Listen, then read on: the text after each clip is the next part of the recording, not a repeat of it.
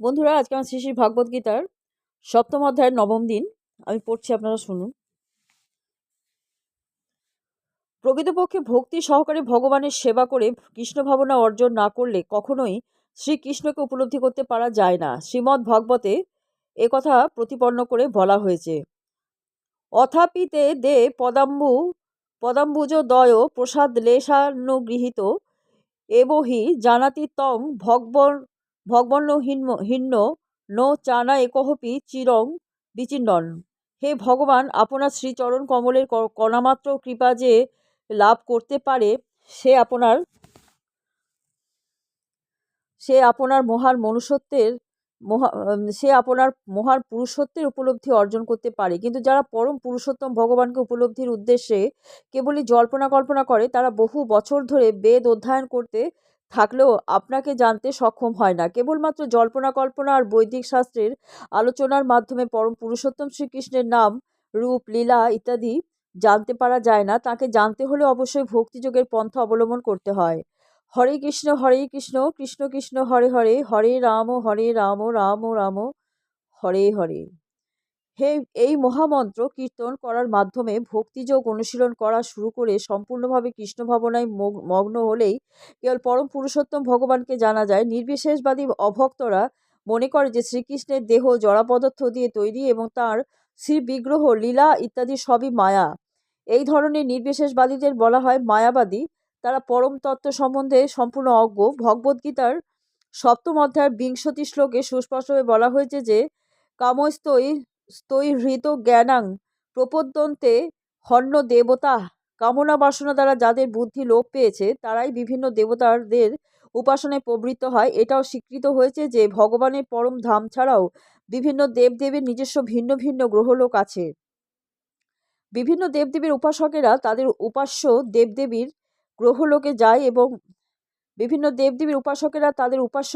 গ্রহলোকে যায় এবং ভগবান শ্রীকৃষ্ণের ভক্ত কৃষ্ণলোকেই গমন করেন। ত্রিবিংশতিতম শ্লোকে বলা হয়েছে, দেবান ও দেব যজ ইয়ান্তি মদ্ভক্তা ইয়ান্তি মাপুপি। দেবদেবীর উপাসকেরা দেবদেবীদের বিভিন্ন দেবালোকে যায় এবং যারা ভগবান শ্রীকৃষ্ণের ভক্ত তারা কৃষ্ণলোকে যায়। যদিও এই সব কিছুই স্পষ্টভাবে বর্ণনা করা হয়েছে, তবুও মূঢ় নির্বিশেষবাদীরা বলে যে ভগবান নিরাকার এবং তার এই সমস্ত রূপ আরোপণ মাত্র। গীতা পড়ে কি কখনো মনে হয় যে বিভিন্ন দেবদেবী এবং তাদের লোকগুলি নির্বিশেষ? তা থেকে স্পষ্টভাবে বুঝতে পারা যায় যে পরম পুরুষোত্তম ভগবান শ্রীকৃষ্ণ এবং বিভিন্ন দেবদেবীরা কেউই নির্বিশেষ নন। তারা সকলেই সবিশেষ ব্যক্তিত্ব। শ্রীকৃষ্ণ হচ্ছেন পরম পুরুষোত্তম ভগবান এবং তার নিজস্ব গ্রহধাম আছে এবং ভিন্ন ভিন্ন দেবদেবীদেরও ভিন্ন ভিন্ন গ্রহলোক আছে। তাই অদ্বৈতবাদীদের মতবাদ পরম তত্ত্ব নিরাকার এবং তার রূপ কেবল আরোপণ মাত্র, তা ভ্রান্ত বলে প্রমাণিত হয়। এখানে স্পষ্টভাবে বুঝতে পারা যায় যে পরম তত্ত্বের সবিশেষ রূপ আরোপিত নয়। ভগবদ্গীতা থেকে আমরা স্পষ্টভাবে বুঝতে পারি যে বিভিন্ন দেবদেবীর এবং ভগবানের রূপ একই সঙ্গে বিদ্যমান এবং ভগবান শ্রীকৃষ্ণের রূপ সচ্চিদানন্দময়। বেদেও বারবার উল্লেখ করা হয়েছে যে পরমেশ্বর হচ্ছেন আনন্দময় এবং তিনি অভ্যাসাৎ অর্থাৎ তার প্রকৃতি অনন্ত চিন্ময় গুণে বিভূষিত। গীতাতে ভগবান বলেছেন যে যদিও তিনি অজ, তবুও তিনি আবির্ভূত হন। গীতার মাধ্যমে ভগবানের সম্বন্ধে এই সমস্ত তথ্য আমরা স্পষ্টভাবে উপলব্ধি করতে পারি। মায়াবাদীরা যে কিভাবে মনে করে যে ভগবান নির্বিশেষ, সেটা আমাদের ধারণারও অতীত। গীতার মাধ্যমে আমরা বুঝতে পারি যে নির্বিশেষবাদীদের অদ্বৈতবাদ সম্পূর্ণ ভ্রান্ত। এখানে স্পষ্টভাবে বোঝা যায় যে পরম তত্ত্ব ভগবান শ্রীকৃষ্ণের রূপ আছে এবং ব্যক্তিত্ব আছে। শ্লোক, নাহং প্রকাশ্য সর্বস্ব যোগ মায়া সমাবৃত মূঢ়হং নাভি জানাতি লোক মামোজম ব্যয়ম। শ্রীল প্রভুপাদের গীতার গান। উপরোক্ত মূঢ় লোক নাহি দেখে মোরে, আমি যে অব্যয় আত্মা অজর অমরে। অনুবাদ, আমি মূঢ় এবং বুদ্ধিমান ব্যক্তিদের কাছে কখনো প্রকাশিত হই না। তাদের কাছে আমি আমার অন্তরঙ্গা শক্তি যোগ মায়ার দ্বারা আবৃত থাকি। তাই মোহাচ্ছন্ন জগৎ জন্ম মৃত্যু রহিত আমার অব্যয় স্বরূপ জানতে পারে না। তাৎপর্য, অনেক সময় অনেকে যুক্তি দেখায় যে শ্রীকৃষ্ণ যখন এই পৃথিবীতে ছিলেন তখন তিনি সকলেরই গোচরীভূত ছিলেন, তাহলে এখন তিনি সবার সামনে প্রকট হন না কেন? শ্রীকৃষ্ণ যখন এই বসুন্ধরায় অবতরণ করেছিলেন, তখন কয়েকজন দুর্লভ মহাত্মায় কেবল তাকে পরমেশ্বর ভগবান বলে জানতে পেরেছিলেন। কৌরব সভায় যখন শিশুপাল সভার অধ্যক্ষ রূপে শ্রীকৃষ্ণকে নির্বাচনের বিরোধিতা করেন, তখন ভীষ্মদেব শ্রীকৃষ্ণকে সমর্থন করে তাকে পরমেশ্বর ভগবান বলে ঘোষণা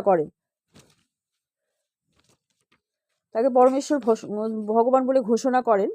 এভাবে পঞ্চপাণ্ডব, ভীষ্মদেব, কুন্তী দেবী, বিদুর প্রভৃতি কয়েকজন মহাত্মায় কেবল তাকে পরমেশ্বর ভগবান রূপে জানতে পেরেছিলেন, সকলে পারেনি। অভক্ত এবং সাধারণ মানুষের কাছে তিনি প্রকট ছিলেন না।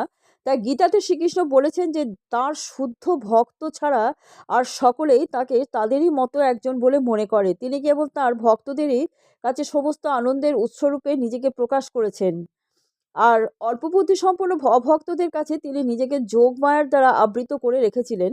শ্রীমদ্ ভাগবতে কুন্তী দেবী তার প্রার্থনায় বলেছেন যে ভগবান যোগমায়ার প্রভাবে নিজেকে আবৃত করে রাখেন, তাই সাধারণ মানুষ তাকে জানতে পারে না। যোগমায়ার আবরণ সম্পর্কে শ্রী শ্রী নিষদের পঞ্চদশ মন্ত্রেও প্রতিপন্ন করা হয়েছে এবং প্রার্থনা জানানো হয়েছে। হিরণ্যেন পাত্রেণ সত্যসা পিহিতং মুখম তত্তং প্রসন্ন পাবৃণু সত্য ধর্মায় দৃষ্টয়ে। সেইভাবে শ্রীকৃষ্ণের বন্দনা করে কুন্তী দেবীও তাই বলেছেন, হে ভগবান, তুমিই সমস্ত জগতের নিয়ন্তা, তোমাকে ভক্তি করাই হচ্ছে পরম ধর্ম। তাই আমি তোমার কাছে প্রার্থনা করি যে তুমি আমাকেও পালন করো। তোমার অপ্রাকৃত রূপ যোগমায়ার দ্বারা আচ্ছাদিত ব্রহ্মজ্যোতি তোমার অন্তরঙ্গা শক্তির আবরণ। কৃপা করে তুমি তোমার এই জ্যোতির্ময় আবরণকে উন্মোচিত করে তোমার সচ্চিদানন্দ বিগ্রহের দর্শন দান করো।